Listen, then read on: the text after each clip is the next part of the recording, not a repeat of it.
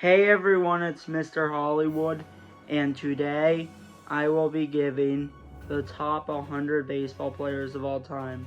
Now before I give you my ranking, feel free to share your ranking down below in the comments, or if 100 is too much, like maybe give your top 10, top 20, however much you guys feel comfortable with.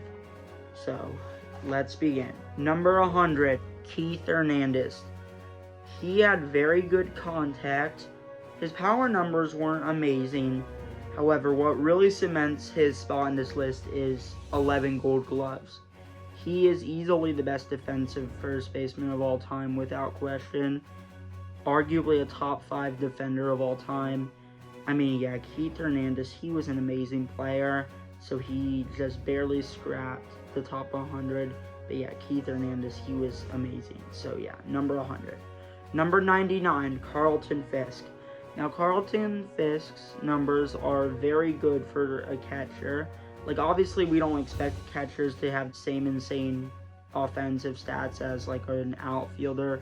But yeah, Carlton Fisk, though, even though he was a catcher, his offensive stats were still very good. And he had great defense. So he is number 99 of all time. Coming in at number 98 is Don Mattingly. Now, it is a shame that his career did get cut short due to injuries, but during his peak, he was amazing. He got over 200 home runs, he got over 2,000 hits, had a lifetime career of over 300, and he won, I believe, 9 gold gloves. Yeah, Don Mattingly, he was amazing, and he is number 98 of all time. Coming in at number 97 is another first baseman. Wow, so we have a lot of first basemen towards the bottom of the top 100. I promise this is not going to be a first baseman heavy video. Freddie Freeman. Freddie Freeman obviously just won MVP, or World Series MVP with the Dodgers, my favorite team. And overall, Freddie Freeman has just been amazing during his career. He has over 2,000 hits. He is actually closing in on 2,500, which I feel like he could very much get to. He has a 300 career batting average. He's won a gold glove. He's just been an amazing player these past decade, and I think he still has a few more prime years ahead of him. Freddie Freeman, I think, has been amazing, and I think this is someone who can maybe get to 2,700 hits by the end of his career. So yeah, Freddie Freeman, he's an awesome player, and he's number 97. Now coming in at number 96 is Joey Votto, someone who just retired. And I think Joey Votto has had an amazing career, getting over 2,000 hits. Mind you, he also walked a lot and had an over 400 career on base, which is pretty amazing in the 21st century, especially if you didn't take steroids, which Joey Votto, I believe, debuted right after the peak of the steroid era, which is also pretty amazing that he was able to get a career 400 on base. Getting a career 400 on base is always amazing, but doing it nowadays is even more amazing. And yeah, Joey Votto, he was just an amazing player. He had very good power, he got a lot of hits, and he was great for about 15 years. And I do think in some ways his numbers do get a little bit overshadowed by first basemen like Miguel Cabrera and Albert Pujols, who we will be talking about later. So he didn't actually ever win a Silver Slugger, which just shows how loaded first baseman was during when he was playing. But yeah, Joey Votto, he is a top 100 player of all time, and he's number 96. Now, I'm going to go on a little bit of a speed run. Number 95, Willie Stargell. Number 94, Fred McGriff.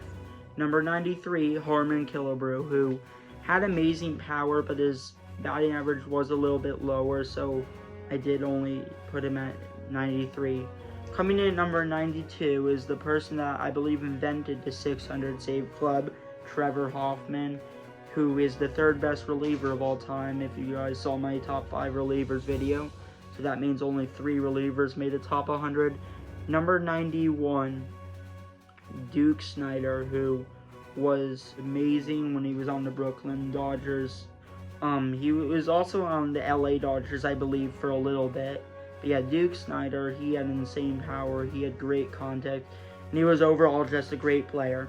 Number 90, Hank Greenberg. Now, Hank Greenberg did play almost 100 years ago, and his stats are very good.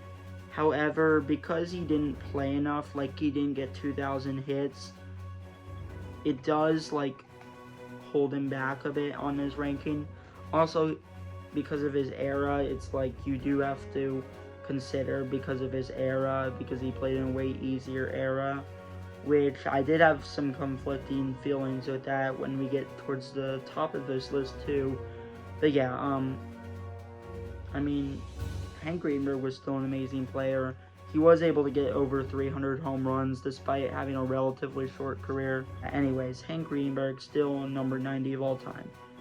Now coming in at number 89 is the second best reliever of all time, Rollie Fingers, who did pitch a long time for a reliever. Like he had like a bit of lead around 1,700 innings, which is very good for a reliever. He was a very big contributor to the Oakland A's in the early 70s. He did have an ERA of sub-3, which is like his ERA was around 2.9, which is a little bit higher for a reliever, but considering he also pitched 1,700 innings, that also makes up for it. But overall, Rollie Fingers is his second best reliever of all time, so he is number 89 on the list. And yeah, Rollie Fingers, he was amazing. Number 88, a pitcher who has barely pitched, but he's right in the top 100, Jacob deGrom. I understand if someone wouldn't want to put him in the top 100 because he doesn't even have 1,500 innings pitched. However, what Jacob deGrom has been able to accomplish in such little time is why he's top 100 of all time. Because he also started kind of later in his life. Like, he started, I believe, when he was like around 26, which is kind of a late start. And he hasn't even been healthy these past few years. But during his because he only really has 5 full seasons, he already has won 2 Cy Youngs back-to-back. And he's made 4 All-Stars in 2015, 2018, and 2019, the 2 years they won. And in 2021, which I guess that's like kind of another reason. His 2021 was unbelievable. The sad thing is, though, he didn't actually get to finish because he only pitched about half the season, but then he got injured before the All-Star break and wasn't able to pitch. But getting a 1.08 ERA in 15 starts is just kind of unreal. And he pitches about as many innings as a reliever has in his career. And he does have the second lowest ERA in the live ball era of a pitcher with at least 1,000 innings pitched. So, because he didn't pitch that much, I couldn't put him higher. But Jacob deGrom, in my opinion, is still a top 100 player of all time. And hopefully he can bounce back. Number 87, Jeff Bagwell. Number 86, Yogi Berra, who's obviously one of the best catchers of all time. He had great contact, he had great power, not even just for a catcher, just for any player. And yeah, Yogi Berra, he was just an amazing player, and he's number 86. Number 85, Don Drysdale. Number 84, Eddie Matthews. Number 83, Carlos Beltran, who is someone who is currently on the Hall of Fame ballot. And yeah, Carlos Beltran, he was just amazing during his about 15 years. I actually don't know how long he's played, but he played for quite a bit. And I mean, I do think he deserves to be in the Hall of Fame. Now, I don't know how much the 2017 Astros will hurt his case, which I really hope if he doesn't get in, that wouldn't be because of the 2017 Astros, because he only played there for that one season. And it's not like that was his whole, during his peak of his career. Like, that was his last season where he already proved himself even before the 2017 Astros. So, I do hope Carlos Beltran makes the Hall of Fame. But yeah, he was amazing during his time. Well, he was on the New York Mets, which I think is probably the team he was most known for. But he was also great with the Houston Astros when they were still in the National League. But yeah, Carlos Beltran, he was an amazing player. Number 82, John Smoltz, Number 81, Al Kaline. Number 80 is, I believe, the fastest player to get 2,000 hits, Kirby Puckett, who had a very short career, but his career was pretty amazing, even with a short career. He had an over 300 career average. He had over 2,000 hits, and I believe he was the fastest guy to get 2,000 hits. But yeah, Kirby Puckett, he was an amazing player.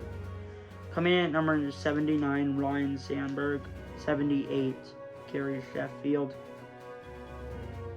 Number 77, Roberto Alomar, who is a top 5 second baseman of all time, and he was just amazing during his time with the Blue Jays. He had great contact, he had great defense. His power numbers weren't amazing, but they were still decent. But I mean, yeah, Roberto Alomar, he is, in my opinion, the 78th player of all time. Number 77, another second baseman who I think is slightly better than Roberto Alomar, Joe Morgan, who also had great defense. He had great power, and his contact numbers were pretty good too. So yeah, Joe Morgan I think is like this much better than Roberto Alomar, and he is the 77th of all time. Number 76, Pudge Rodriguez. He is obviously one of the best catchers of all time. He was number 3 on my top 5 catchers. That means only 2 more catchers make this top 100. But yeah, he was just amazing. He had great contact, great power, great defense. He was, you could argue, the most complete catcher, him and my number 2 catcher. But yeah, Pudge Rodriguez, he was just an amazing player, and he is the 76th best player of all time. Number 75 is Mr. October, Reggie Jackson.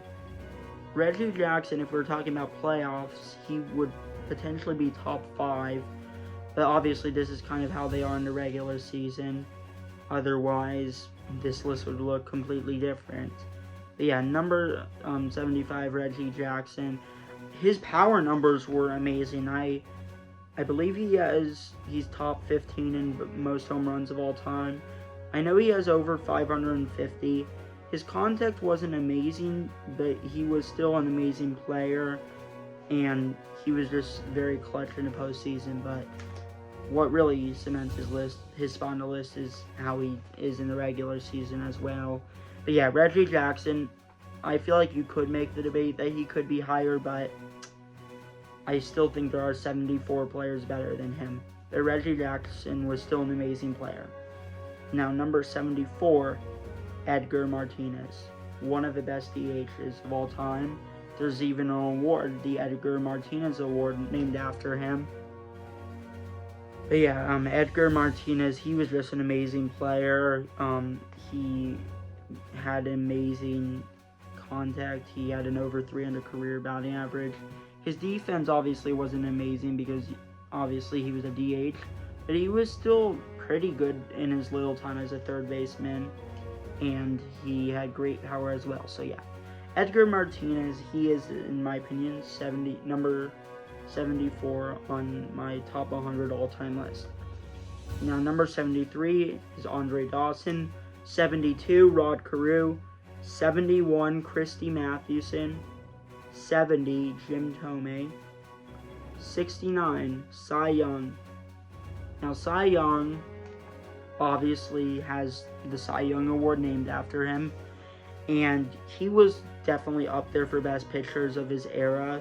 He obviously has the most wins of all time, which that isn't going to put him at the top 5 pitchers of all time, because I don't know if I said this when I was doing my top 5 at each position, but I don't really value wins as much for a pitcher, which I think can be proven because of pitchers like Nolan Ryan and more recently Jacob deGrom. Because obviously wins are really determined by how your team does. It's not determined by amount of earned runs. So yeah, I don't know, wins I just don't value. And obviously, because pitchers don't pitch as much, there's no way anyone will ever get as many wins as Cy Young. But there's also no way anyone will ever get as many losses as Cy Young, because he also has the most losses of all time. However, anyways, Cy Young, he was great during his time as a pitcher. he does not have anywhere near the most strikeouts of all time. At the same time, we also do have to commend them that they would pitch over 5,000 innings. So yeah, Cy Young, he had great longevity, and he was an amazing pitcher. So he is number 69 on my top 100 all-time list. 68, Walter Johnson, who in my opinion is the best pitcher of the dead ball era. Walter Johnson, he was just amazing. I believe he has the best career ERA by a pitcher who was a starter. However, at the same time, because of his era, it is kind of harder to move him up. It is still harder to call him like the best pitcher of all time, which there are some people in that era that will still get very high. However, like, I don't know, I don't think Walter Johnson was as good as other pitchers who had higher ERAs but played in way more difficult times. And like, that is also another thing about this, is like, do you consider their era that they play in? Do you punish them for their era? I don't know. It is tough, but I am only putting Walter Johnson at number 68. Now, coming in at number 67 is Dave Winfield. 66, Johnny Bench. So he would be my number 2 catcher of all time. It is kind of a debate between him and Pudge of who would be my number 2, but I do lean Johnny Bench. Simply put, he had amazing defense. His contact numbers weren't amazing, but they were still solid.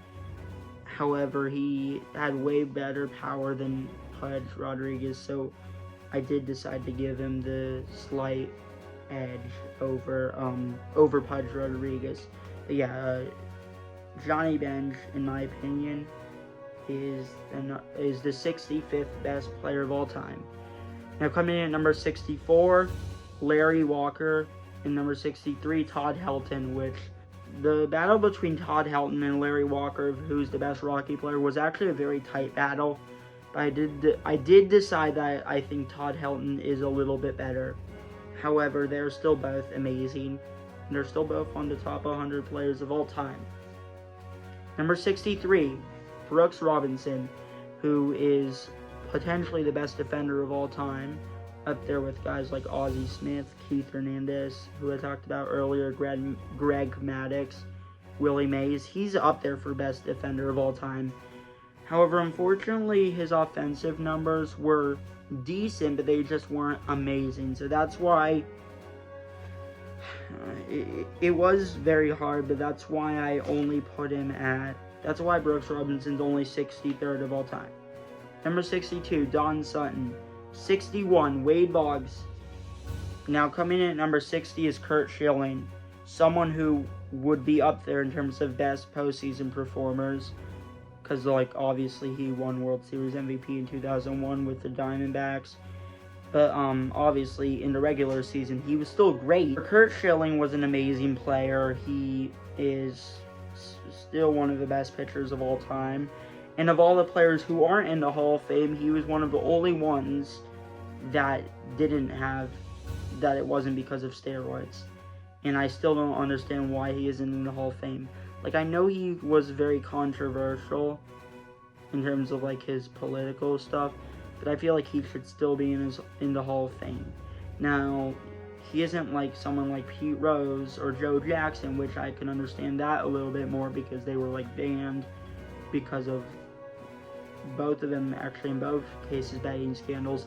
And, like, even though I fundamentally disagree about players like Babe Ruth or not Babe Ruth, Barry Bonds and Roger Clemens not being in the Hall of Fame because of PEDs, Curt Schilling is a player who I could actually just not understand why he's not in the Hall of Fame. But obviously, I'll just say this, if they're on this top 100 list, they obviously should be in the Hall of Fame.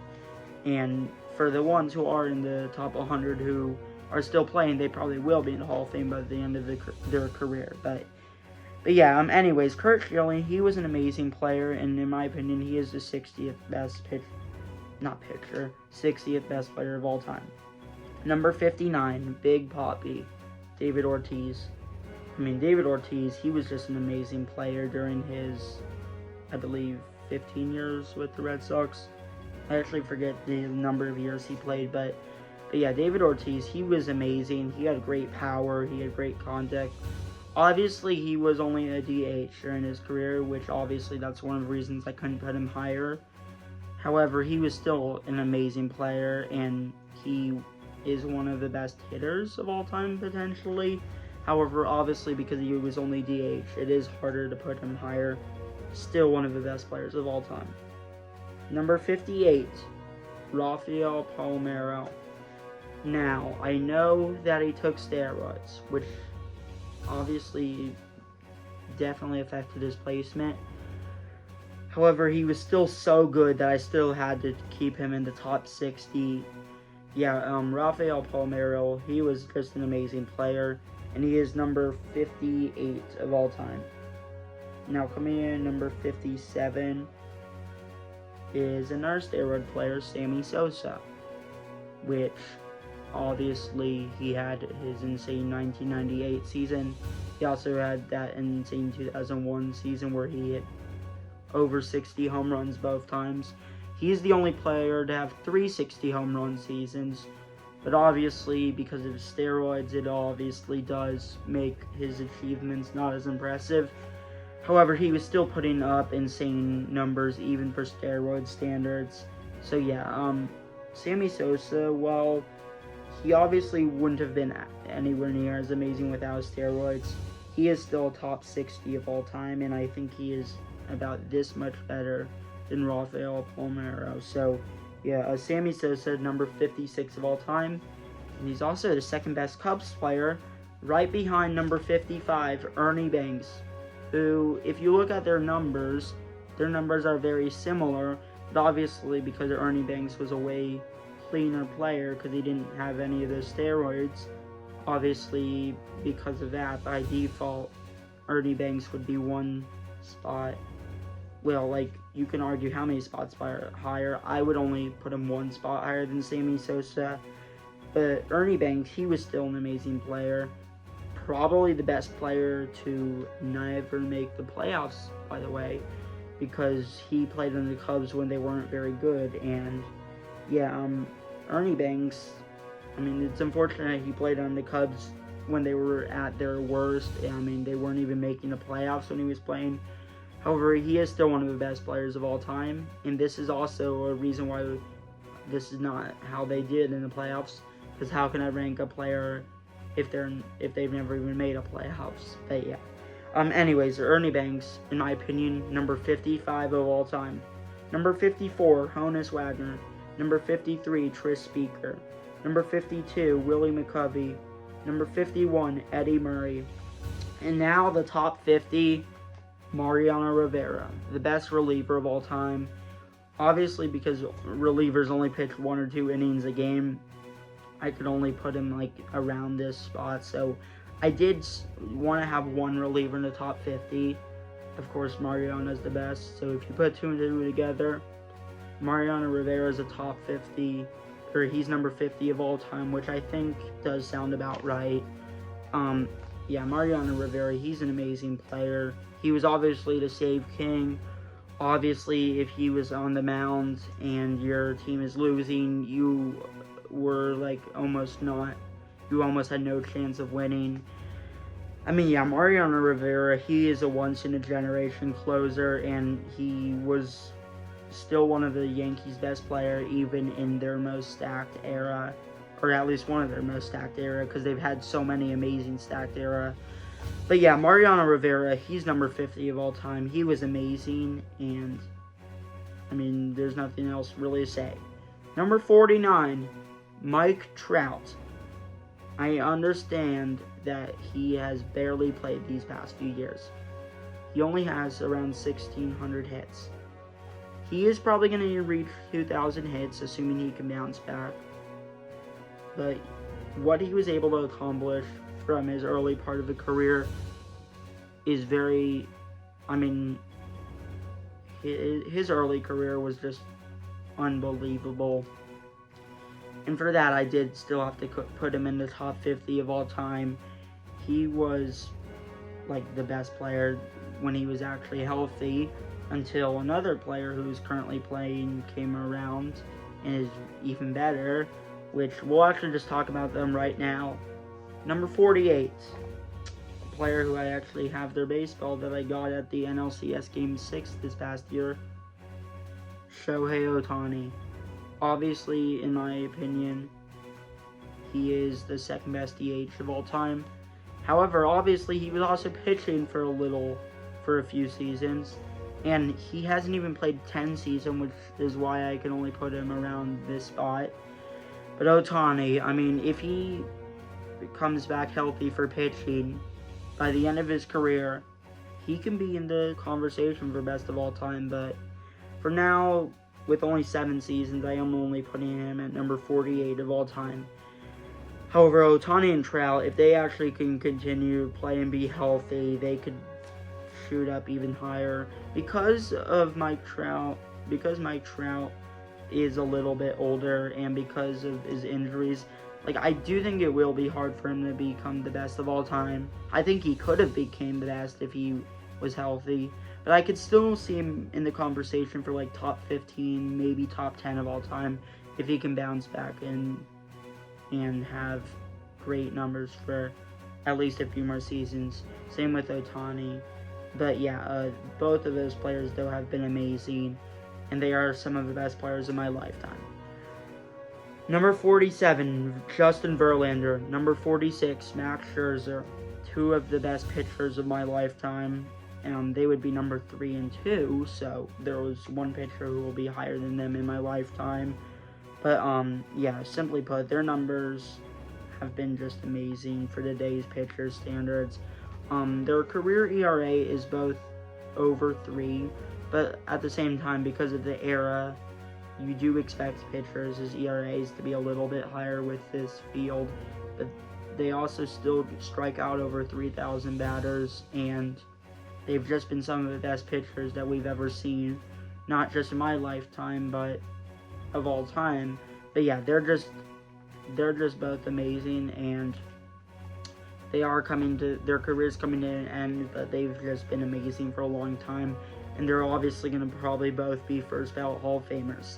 Speaking of first ballot Hall of Famers, number 45 is Ichiro Suzuki, also just known as Ichiro, who is currently on their first year of eligibility, and he's almost definitely getting in first ballot.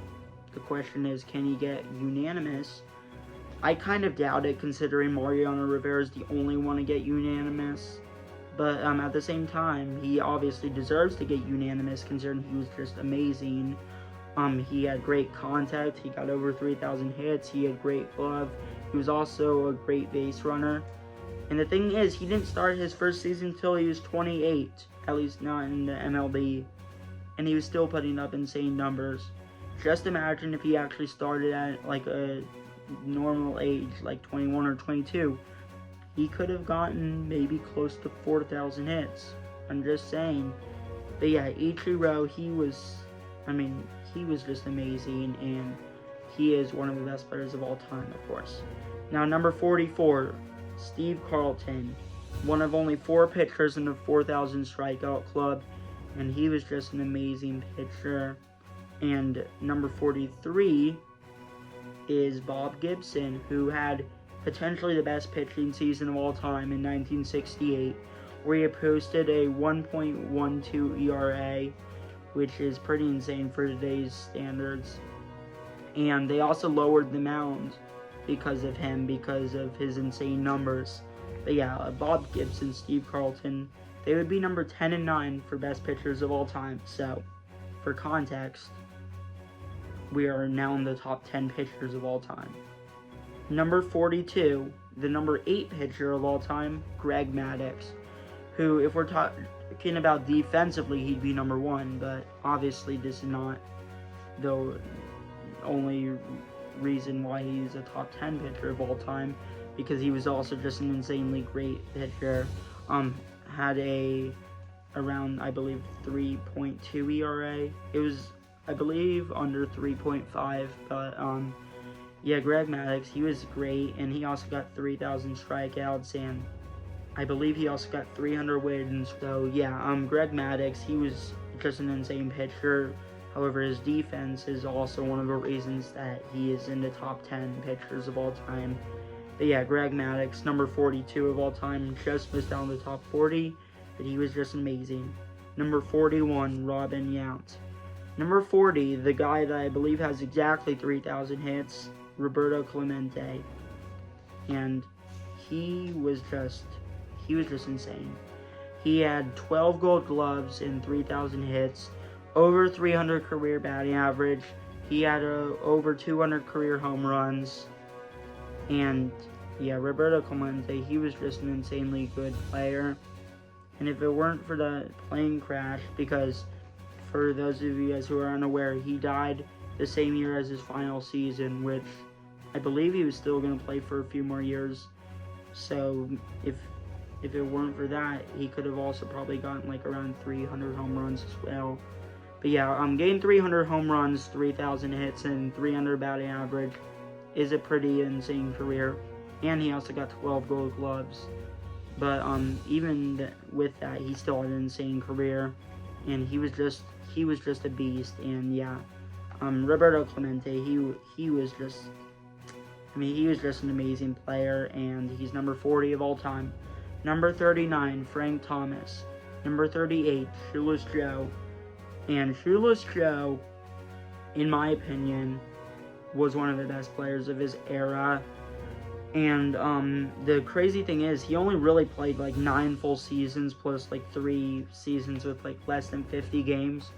Obviously, his career got cut short because of the White Sox scandal in 1919 with them getting paid to lose and the World Series being rigged. So without those things, he could have been even better. But yeah, Shoeless Joe Jackson, he was an insane player and number 38 of all time. Coming in at number 37 is Jimmy Fox. Number 36, Manny Ramirez. Number 35, Carl Yastrzemski. Number 34, Frank Robinson. Number 33, Rogers Hornsby.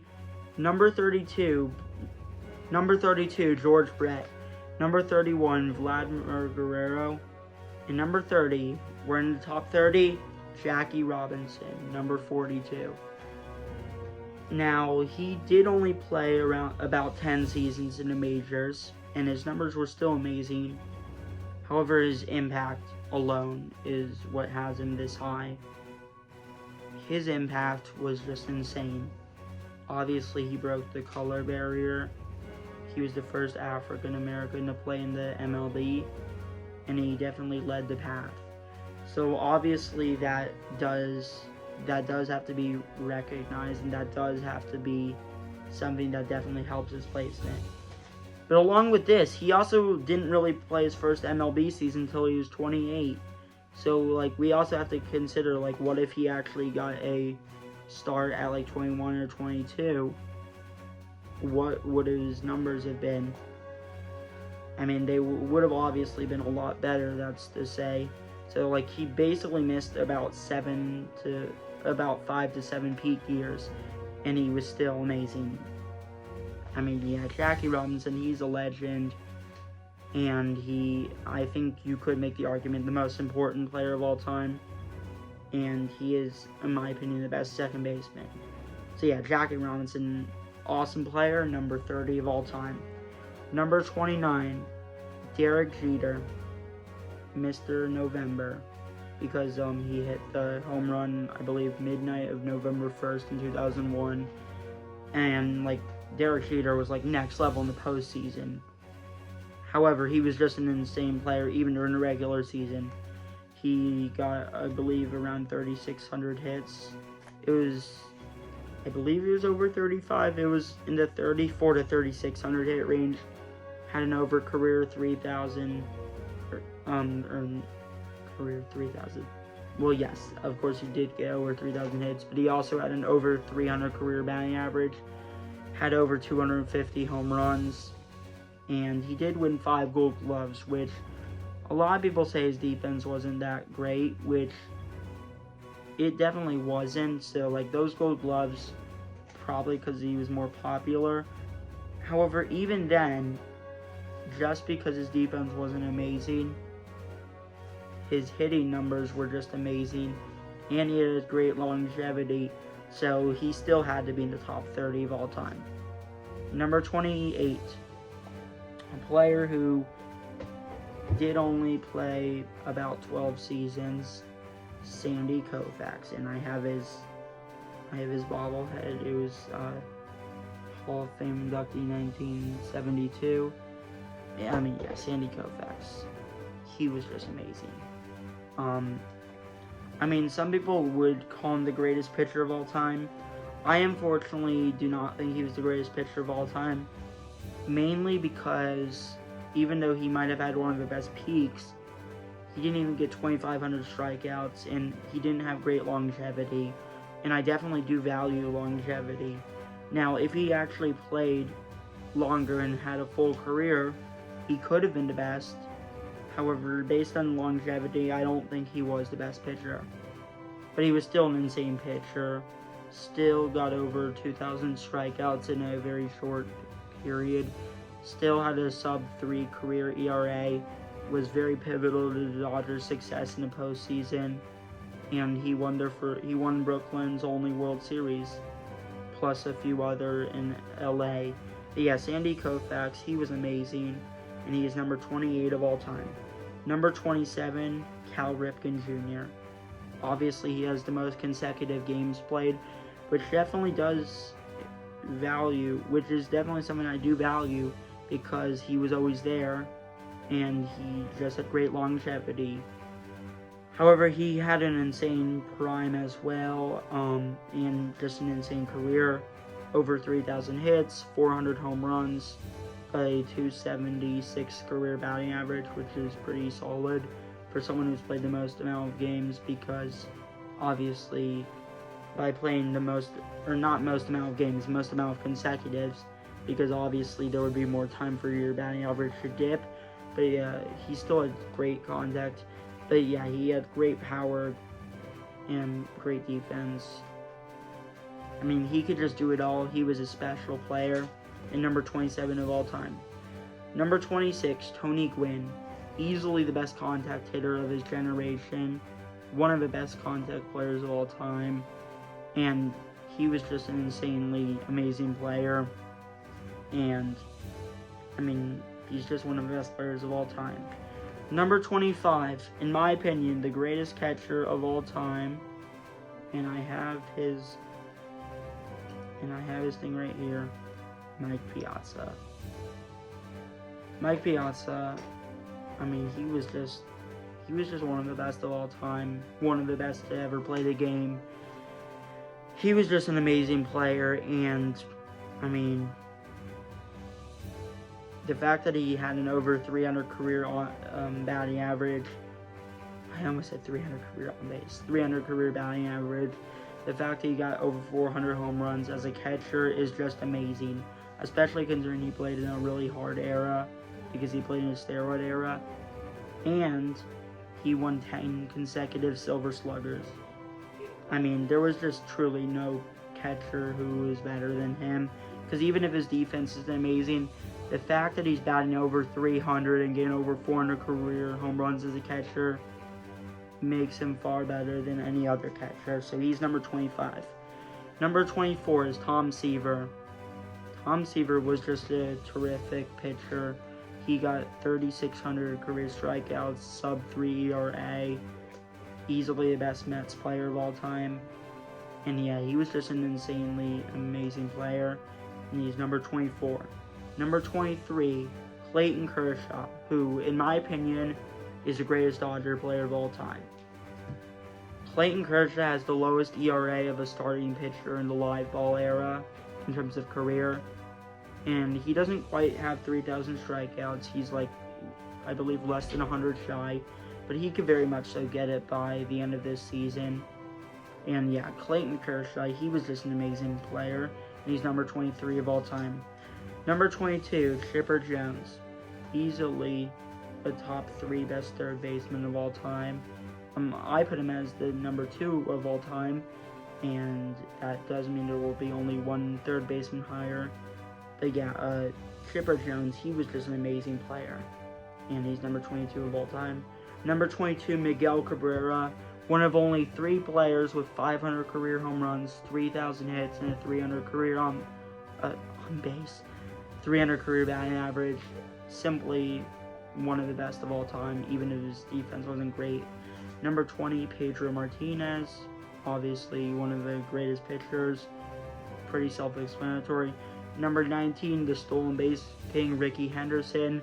Number 18, Mike Schmidt, the best third baseman of all time, the best Phillies player of all time, and one of the best defenders of all time.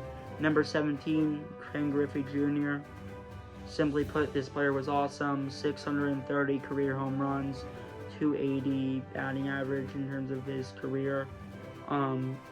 He also won 10 Gold Gloves, and he could have been even higher if it weren't for injuries. However, Ken Griffey Jr., even with all those injuries, he was still amazing. Number 16, the hit king, Pete Rose. I mean, his power numbers weren't great, but the fact that he was able to have over a 300 career batting average, despite playing in the most games, and get the most hits of all time, I mean, it was just amazing. He had great longevity. He was very good for a long time, and I do have to put him as one of the best of all time, and he's number 16. Top 15, Ty Cobb. Highest career batting average of all time, and he was easily the best player in the dead ball era, I would say. Ty Cobb, he was just an amazing player, and there really isn't actually that much more to say other than that he was amazing, and he's number 15 of all time. Number 14, Joe DiMaggio. Someone who missed about 3 years due to military service, and he was still putting up great numbers. Now, his numbers would have been even better if it weren't for military service, but at the same time, he still had over 300 career home runs. He still had an over 300 career batting average, and that is despite the fact that he probably missed about 3 prime years.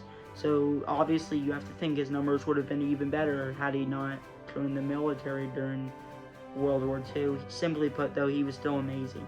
Number 13, Roger Clemens. I understand that steroids will always be a bit of a stain on his career, but simply put, he was still amazing. Had over 4,600 strikeouts.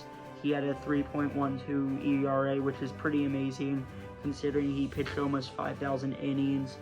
He had great longevity, and he did win 7 Cy Youngs. So even though he took steroids, he was still so good that I still had to put him as one of the best. Number 12, the strikeout leader of all time, Nolan Ryan. Also pitched 7 no-hitters. I mean, simply put, Nolan Ryan was just a phenomenal pitcher. It's a shame he won no Cy Young, which is probably because he played on teams that weren't very good. So, like, the lack of wins probably was the reason he never won a Cy Young. Because it wasn't until more recently where voters stopped valuing wins by a pitcher as much. But simply put, Nolan Ryan was incredible. He was great for a long time, had great longevity, and he's number 12 of all time. Number 11, someone who I thought I was going to maybe put in the top 10, but I only put them as number 11. And I say only as, like, number 11 is a bad thing. Number 11 is still amazing. Lou Gehrig. Simply put, Lou Gehrig was just an amazing hitter. He was just an amazing player. He obviously was famously teammates with Babe Ruth in 1927, part of the Murderers Row.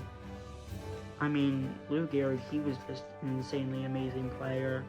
And him, along with Babe Ruth, were the leaders of the start of the live ball era. But yeah, simply put, they were just both amazing. Babe Ruth, you'll see, is even higher than Lou Gehrig. Lou Gehrig, number 11 of all time. Number 10, the best pitcher of all time, in my opinion, Randy Johnson, the big unit. I mean, he was just incredible. Simply put, he was just incredible. Had over 4,800 strikeouts, I believe, so that is still almost 1,000 shy of Nolan Ryan, despite the fact he was number 2 of all time. However, the fact that he's pitched in a steroid era and still didn't take steroids is something that you kind of do have to consider. because Nolan Ryan played before the peak of the steroid era. Randy Johnson was still the best pitcher of the steroid era despite not taking it, because he was even posting better numbers than Roger Clemens, which, to be fair, Roger Clemens' peak was in like the 80s and like the early 90s, and then he just had a resurgence in the steroids era because he started to take the juice. However, Randy Johnson never did take the juice, and his peak was in the steroid era. The crazy thing is, he wasn't even that good at the beginning of his career, but then he found his footing, and then he became one of the best pitchers of all time by a lot of people. In my opinion, he was the best pitcher of all time. And yeah, simply put, the big unit, Randy Johnson, he was just amazing. Number 9, Stan the Man Musial. Simply put, he was the man for a reason. Stan the Man, he was just incredible. Had almost 500 career home runs, despite never leading the league in home runs once, which is pretty amazing. He had an over 340 career batting average. He got, I believe, like 3,600 hits. So that's pretty amazing. But yeah, simply put, Stan the Man, he was just an amazing player, and he's number 9 of all time. Number 8, Mickey Mantle. Mickey Mantle, he was just amazing. There isn't much to say. He had over 500 career home runs, a 298 career batting average, 421 on base, I believe. Because I believe it is kind of hard to have stats on the top of my head because I didn't actually write down all those stats. I just memorized, but I believe he had over 420 career on base. And I remember he did have a little bit less than 300 career batting average. But yeah, Mickey Mantle, he was just an amazing player, and in my opinion, he's the number 8 of all time. Number 7, Albert Pujols. I know it might be a little bit harder to believe he was the top 7 of all time because his bottom half of his career was a little bit meh. But his first half of his career was one of the best peaks that we've ever seen. And if he stayed on that trajectory, he could have been the best of all time. But even though he did fall off a little bit, he still reached 700 home runs. He has the 4th most home runs of all time. He still has an almost 300 career batting average. It was like 295, I believe.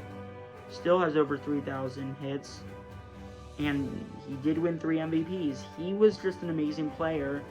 And despite the fact that his career did fall off a little bit, he did finish his career kind of strong because he had a solid last year and obviously reached the 700 home run. But yeah, simply put, Albert Pujols was amazing and number 7 of all time. Number 6, I almost didn't want to put him above Albert Pujols because of the steroids, because their numbers were very similar.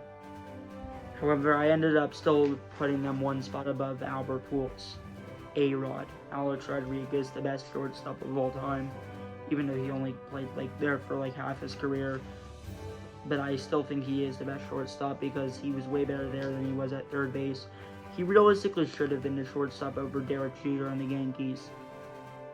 But Alex Rodriguez was just an amazing player. I know the steroids will always be a bit of a stain on his career, and will probably be the reason he won't make the Hall of Fame, despite the fact he very much so deserves it. Because realistically, if Barry Bonds can't make the Hall of Fame because of steroids, I don't see how A-Rod will.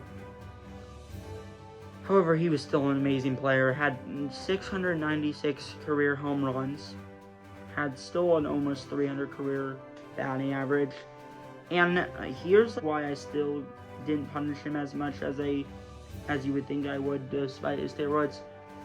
A lot of the steroids players didn't really get suspended. He actually got suspended for over a year. So you gotta think, even though his numbers might not have looked as amazing if he took steroids, if he didn't get suspended for the year, if he was, let's just say, clean, but then played the extra year, you gotta think there was still a chance that he would hit his 700 home runs. And for some reason, he retired, I believe, in the middle of 2016 when he was 4 away from 700. I don't know if it's because he felt guilty about the steroids. Like, it just does feel weird why he quit when he was almost at 700. It kind of reminds me of the movie Mr. 3000 when Stan Ross got 2,999. However, anyways, enough with that conspiracy theory. A-Rod was still an amazing player, and despite the fact he took steroids, I would still put him as number 6 of all time. But number 5 will be Ted Williams, the Greek god of all time of getting on base. 482 career on base, the highest in a career. And, I mean, Ted Williams, he was just amazing. And just like Joe DiMaggio, he missed 3 years due to military service. And he played on the Red Sox when they weren't doing anything, when they weren't winning World Series, because he was part of that 86-year drought. And he was still putting up insane numbers. And you gotta think that his numbers would have looked even more amazing if he didn't miss 3 years due to military. But yeah, Ted Williams, he was just simply amazing, and he's number 5 of all time. But number 4 will be Willie Mays. Probably the best defender of the top 5, but I do think because his hitting numbers were a little bit worse than the top 3, he is only number 4. But simply put, still being only number 4 is no easy feat. I mean, simply put, Willie Mays was phenomenal. He got 10 Gold Gloves, 300 career batting average, 656 home runs, I believe. Or no, it was 660. Got 660 home runs, got over 3,000 hits. I mean, simply put, Willie Mays was phenomenal, and he's number 4 of all time. And number 3 is someone who had a almost identical career. However, because they had a little bit more pop in the bat and had a bit of a better career batting average, because they were a bit better offensively, Hank Aaron will be number 3. Hank Aaron, he was just phenomenal. Obviously, he has the most RBIs of all time. He has over 3,000 hits, 300 career home runs. He has 755, which is second most of all time. I meant to say 300 career batting average. I believe he has like 3,700 hits. I believe he's top 5 in hits of all time. I could be wrong. I know he's like top 10 in hits of all time for sure. But yeah, simply put, Hank Aaron, he was just simply put amazing, and he is number 3 of all time. Number 2 and 1 was tough. It was really tough, because you got someone who played when the live ball era just started, and you got someone who played during the peak of the steroid era who definitely took steroids, but his numbers were so insane. So this was a tough one, but I ended up going that number 2 will be Barry Bonds. Simply put, Barry Bonds is amazing. Even with all of his steroids, his numbers were like so much better than everyone else that it's still hard to not put him this high.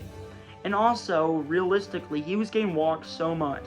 So he obviously had a 444 career on base, which is pretty unbelievable. You gotta think that he would have reached 3,000 hits had he not gotten walked.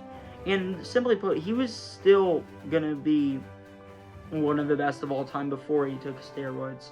And the only reason he really took steroids, which obviously it's not good that he took steroids, and I'm not saying that he should have taken steroids, because he shouldn't, but realistically, we all know that the reason he took steroids is because he knew Mark McGwire and Sammy Sosa, that they didn't legitimately hit over 60 home runs, and he knew they weren't even half the player that he was, which, I mean, he's not wrong, because when Barry Bonds took steroids, his numbers were like so unbelievable that it made Mark McGwire and Sammy Sosa's seasons look tame in comparison. I mean, he got walked so many times. He got walked the most in his career, which I know is obviously because people were afraid to pitch to him. But you gotta think, does he get 700 home runs anyway if they were throwing normal pitches, but he didn't take steroids? I mean, we'll never know for sure, because it is very hard, because I can make what-if videos, but obviously theorizing isn't going to mean, it doesn't mean that they're going to get these milestones that you would say they would, even if, in this case, he didn't take steroids.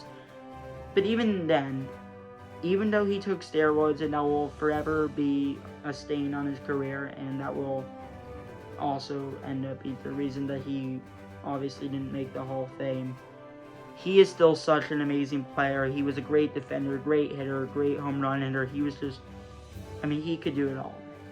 So Barry Bonds is still the number 2 player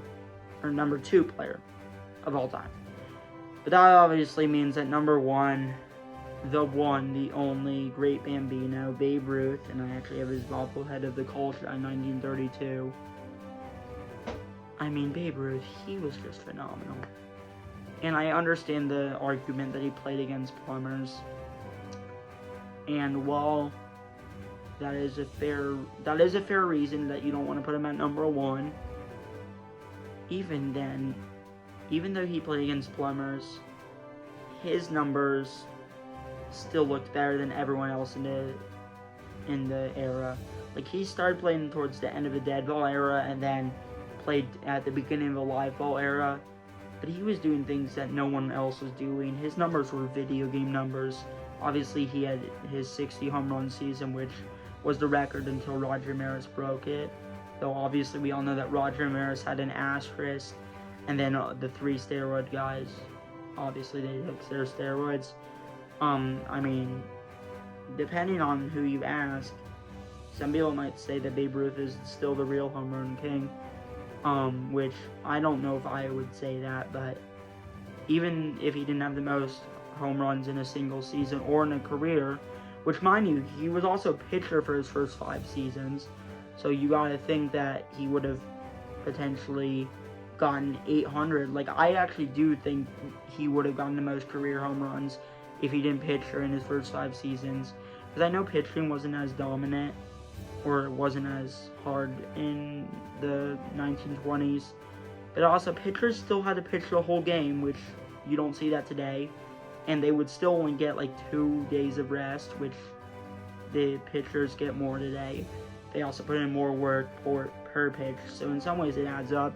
So pitching wasn't as easy as people say back then, but at the same time, he was still a very good pitcher. So even though Babe Ruth definitely didn't have the tightest competition compared to Barry Bonds, Hank Aaron, Willie Mays, or any of the current players, he is still, in my opinion, the GOAT. And in my opinion, Babe Ruth is the greatest baseball player of all time. And I still think that it will be hard to top him in terms of best of all time, considering he was phenomenal. He was a really good pitcher too. I mean, he could almost do it all. So yeah, Babe Ruth, in my opinion, is the GOAT. He is number 1 in terms of baseball player of all time. Now, thanks for watching. This was a really long video, so thank you to anyone who actually watched the whole thing. I was actually gonna split this up, but I decided that I was just gonna do this all in one video, so I mean, yeah, thank you to anyone who actually watched the whole video. I cannot wait to do more YouTube videos. I've been loving posting this year, and I really hope I can get the monetization goal by the end of the year. Now, thanks for watching, and peace out.